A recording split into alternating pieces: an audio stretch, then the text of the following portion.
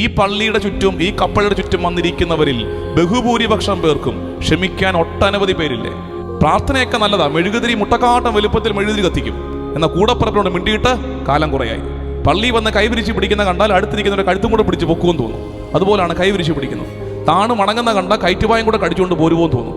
അതുപോലാണ് അവിടെ പ്രകടനം. പക്ഷെ കൂടപ്പുറപ്പിനോട് മിണ്ടിയിട്ട് 8-10 വർഷമായി, അങ്ങോട്ടും ഇങ്ങോട്ടും വീട്ടിൽ കയറിയിട്ട് കാലം കുറയായി. പണ്ടങ്ങാണ്ട് വീതം വെച്ചതിൻ്റെ സ്വത്തിൻ്റെ തർക്കം ഇപ്പോഴും നടത്തിക്കൊണ്ടിരിക്കുകയാണ്. ക്ഷമിക്ക്.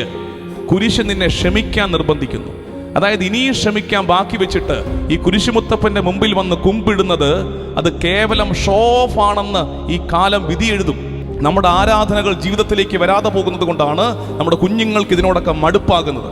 ഒത്തിരി ആരാധിക്കുന്നവന്റെ ജീവിതത്തിൽ ഈ ആരാധനയ്ക്ക് ആനുപാതിക നന്മയൊന്നും കാണാതെ വരുമ്പോൾ ഒരു ഇളം തലമുറ നമുക്ക് മാർക്കിടും, ഈ ആരാധനകളൊക്കെ വെറുതെയാണ്, ഇതൊന്നും ഇവരുടെ ജീവിതത്തെ ബാധിക്കുന്നില്ല.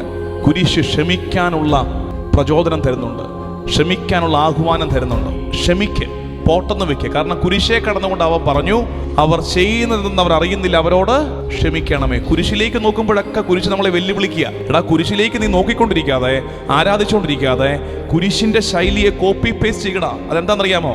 ക്ഷമിക്ക്.